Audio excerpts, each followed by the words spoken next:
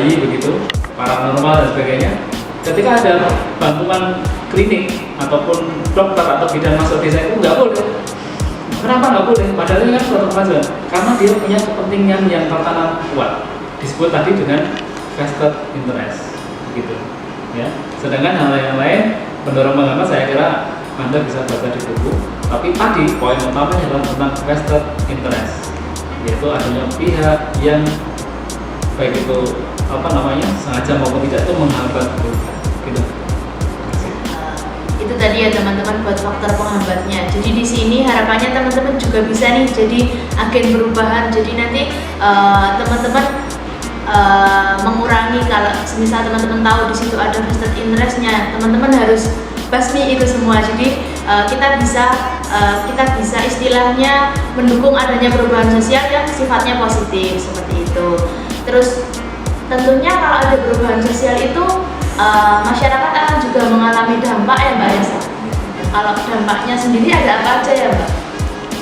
Oke, untuk dampaknya, dampak dari perubahan sosial ini juga bisa dikaitkan dengan perubahan sosial. Kan ini perubahan sosial kan sebagai akibat globalisasi. Nah, kalau perubahan sosial sebagai akibat dari globalisasi ini ada dua dampaknya Mbak. Nah, ada dampak positif dan juga dampak negatif. Nah, kalau untuk dampak positif itu ada perkembangan ilmu pengetahuan dan teknologi (IPTEK). Nah, kemudian yang kedua terciptanya lapangan pekerjaan. Yang ketiga adalah terciptanya tenaga kerja profesional. Dan yang keempat adalah meningkatkan efektivitas dan efisiensi kerja.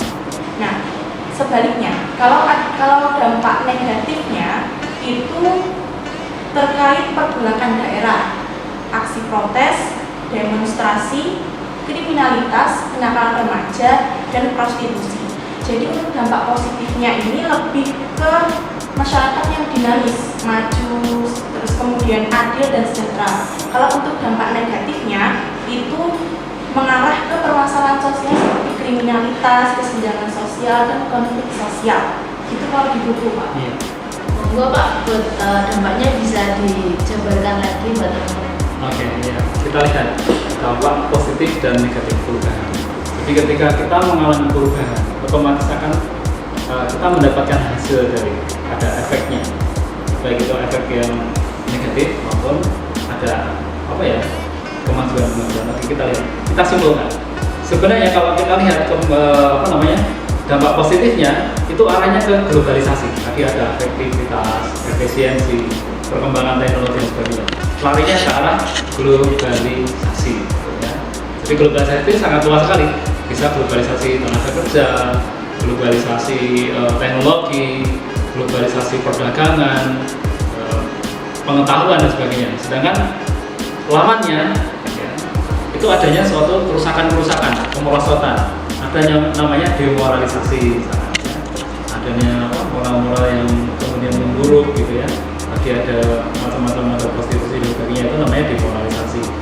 Kemudian ada juga dampak lain adalah adanya ketimpangan ekonomi atau ketimpangan sosial, ya, di mana orang yang bisa mengakses perubahan itu berkembang cepat, tapi kalau yang ketinggalan masyarakat pedalaman dan sebagainya itu mengalami kemunduran ketinggalan. Kemudian nanti ada juga namanya sekularisme. Itu akhirnya dengan adanya perubahan yang yang memang bagus seperti ini yang bisa direncanakan orang, akhirnya malah muncul sikap yang apatis, yang ateis, yang tidak begitu peduli dengan adanya ketuhanan gitu ya, sekularisme. Kemudian ada namanya westernisasi. Westernisasi itu adalah menjiplak, mengagungkan budaya barat, sehingga kalau nggak ke barat-barat itu nggak modern begitu. Kemudian ada lagi namanya hedonisme. Hedonisme itu berfoya-foya, ya, suka narkoba, tadi ada pesta miras, macam-macam gitu ya. Kemudian ada lagi namanya adalah kalau nggak dibantu ini ada sekularisme, westernisasi, hedonisme. Kemudian juga ada lain-lain ya, banyak sekali. Teman-teman, saya akan sedikit membahas tentang dampak positif dan negatif dari perubahan sosial. Dampak positifnya tadi ada globalisasi, teknologi yang semakin maju, dan lain sebagainya banyak sekali ya. Kemudian dampak negatifnya kalau kita simpulkan, yang pertama itu berkaitan dengan ekonomi akan muncul ketimpangan. Jadi ketika pertumbuhan dan perkembangan masyarakat berbeda antara satu dengan yang lain akan muncul ketimpangan, baik itu kesenjangan bersifat ekonomi maupun pendidikan dan sebagainya. Contohnya adalah di desa dengan di kota. Ketika di desa pendidikannya maju ya otomatis pendidikannya akan lebih tinggi. Dan ini sangat berpengaruh pada persaingan di dunia kerja. Kemudian dampak negatif yang lain adalah muncul yang namanya westernisasi, yaitu kebarat-baratan, karena modern kekinian itu biasanya dikaitkan dengan mode dan sebagainya di dunia barat, yaitu nggak boleh, kita harus cinta pada produksi dan juga cinta tanah air. Kemudian ada yang namanya hedonisme. Hedonisme itu adalah sikap mengumbar hawa nafsu, foya-foya, seperti ada miras, ya, kemudian narkoba dan sebagainya. Kemudian ada sekularisme, ya, rasionalnya masyarakat kita kadang-kadang terjebak dengan sekularisme, meninggalkan agama, tidak mau beribadah, ya, teknologi itu dituhankan begitu ya. Kemudian nanti juga akan muncul yang namanya materialistis, yaitu cinta dengan harta benda, menilai segala sesuatu itu dengan harta benda sehingga nilai kegotong royongan hilang. Ini yang nggak boleh juga, ini materialistis ya. Jadi kalau punya teman nggak boleh materialistis ya. Ya, berteman hanya karena dia punya materi, nggak boleh, tapi harus saling membantu. Kemudian ada kaitan dengan budaya, nanti akan muncul namanya cultural lag. Ini materinya agak berat. Cultural lag itu bagaimana? Ketika terjadi kesenjangan budaya. Kalau tadi kan ada kesenjangan ekonomi, ini ada namanya kesenjangan budaya, cultural lag, kesenjangan budaya. Contohnya bagaimana? Ketika ada budaya baru yang muncul, ternyata nggak bisa akses. Contohnya apa? Kalau naik eskalator, kita mah biasa gitu ya.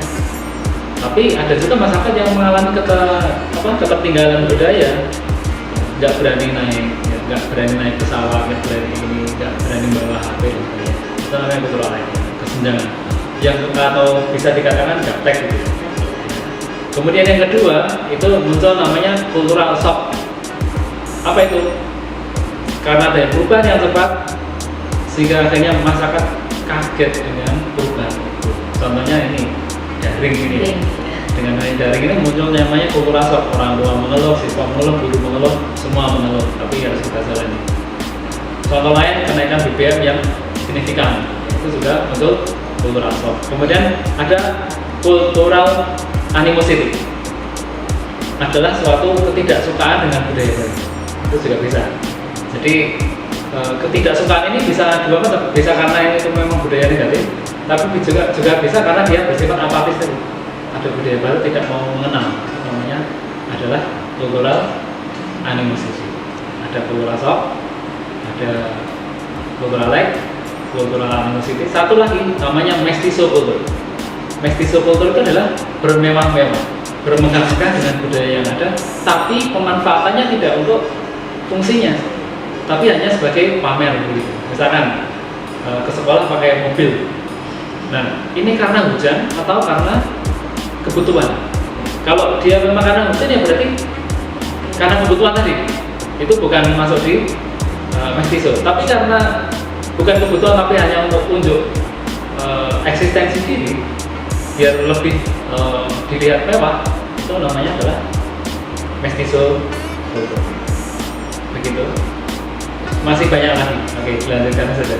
Nah, nanti teman-teman juga bisa cari tahu lebih dalam lagi ya tentang dampak dari perubahan sosial ini. Nah, harapannya di sini teman-teman juga bisa nih jadi filter gimana biar dampak yang negatif itu lebih sedikit daripada dampak positifnya. Jadi kita bisa menikmati perubahan sosial itu yang positif-positif aja, yang negatif lebih dikit gitu ya teman-teman.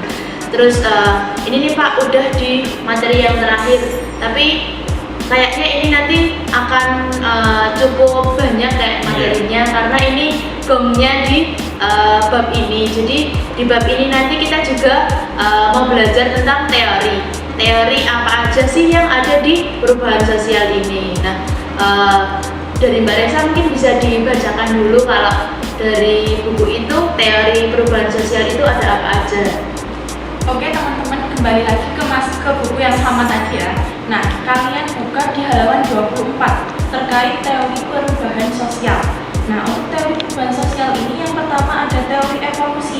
Nah, teori evolusi di buku ini dijelaskan bahwa perubahan sosial akan terjadi bertahap mulai dari awal hingga akhir. Kemudian yang kedua ada teori konflik.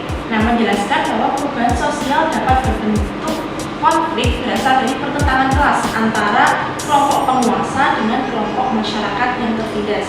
Kemudian yang ketiga ada teori fungsional. Nah, teori fungsional ini menjelaskan bahwa perubahan sosial merupakan suatu yang konstan dan tidak memerlukan penjelasan. Nah, kemudian yang keempat ada teori siklus. Teori siklus ini terjadi secara bertahap dengan perubahan yang tidak akan berhenti walau pada tatanan akhir. Nah, jadi mulai dari awal hingga berakhir. Kemudian kalau sudah di akhir kembali lagi ke tahap awal untuk yang peralihan ke tahap selanjutnya. Itu kalau di buku. Ya, mungkin juga bisa ditambahin lagi Pak, nanti teori-teorinya kan kemarin teman-teman juga udah sempat bahas, ada di luar dari buku cukup banyak gitu kayaknya kemarin. Ya. Oke, kita simpulkan ya. Sebenarnya teori ini kalau lihat di buku itu sangat rumit sekali, tapi sebenarnya kita lihat secara sederhana bisa. Oke, saya akan bagi dua segmentasi teori perubahan. Ini dilihat dari arah perubahan, ini dilihat dari teori para ahli. Oke, kita lihat dulu yang alurnya. Jadi perubahan itu ada yang mengalami kemajuan kemunduran. Jadi berputar. Kalau Anda pernah dengar namanya roda kehidupan selalu berputar gitu, kalau di lagu itu ya. Kadang di atas, kadang di bawah. Nah, itu dalam sosiologi diamini begitu. Memang dalam kehidupan masyarakat itu ada kemajuan dan kemunduran yang sering berganti dari masyarakat yang primitif ke tradisional, ke modern, kemudian mengalami kemunduran, ya. Terus nanti membangun lagi, naik lagi. Kalau contoh sederhana seperti kerajaan. Kerajaan itu ada berdirinya, kemudian jayanya, kemudian ada kemunduran, nanti berganti dengan kerajaan lain. Itu contoh. Kalau yang kita lihat secara fisik, contohnya kemarin di Aceh. Pertama Aceh ini berkembang, ketika pas bagus-bagusnya terjadi tsunami. Kemudian teori yang keempat adalah teori tentang modernisasi, atau disebut juga dengan teori psikologi sosial. Jadi pada intinya dalam teori ini perubahan sosial itu pasti diinginkan oleh masyarakat. Semua orang ingin berubah menjadi masyarakat yang maju dan modern. Oke, kesimpulannya seperti itu. Ada 4 teori untuk ahli. Kemudian lihat dari arah perkembangannya, perubahannya itu ada siklus dan itu tadi ya teman-teman udah dijelasin mulai dari pengertian sampai dengan teori. Nah, harapannya dari video ini nanti bisa menjawab nih kemarin yang teman-teman bingung, masih nggak tahu nih apa perubahan sosial, kenapa bisa ada perubahan sosial, teori perubahan sosial itu apa aja. Nah, itu nanti bisa terjawab melalui teman-teman nonton video ini. Nah, nanti kalau teman-teman dari menyimak video ini tadi ada pertanyaan, silahkan teman-teman juga bisa disampaikan ke grup kelas yang udah ada seperti itu. Nah, nanti dari kita, dari teman-teman, saya atau Mbak Resa, mungkin juga Pak Is nanti akan jawab pertanyaan yang sekiranya masih dihubungin sama teman-teman tadi. Nah, setelah ini nanti silahkan teman-teman review lagi biar nanti teman-teman bisa lebih paham tentang apa itu perubahan sosial. Terus nanti di akhir nanti kita siapin ya Mbak Nisa sama Pak Is mungkin semacam kuis atau permainan yang nanti bisa buat teman-teman belajar juga. Nanti ditunggu aja teman-teman buat kuisnya, bisa dikerjain sama teman-teman gitu. Terus buat video kali ini mungkin kita cukupkan dulu. Buat video selanjutnya nanti biar teman-teman bisa lebih paham tentang pembelajaran sosiologi, walaupun kita belajarnya lewat daring, tapi teman-teman tetap bisa lebih paham dan bisa enjoy sama mata pelajaran sosiologi. Gitu ya teman-teman. Sekian buat video kali ini.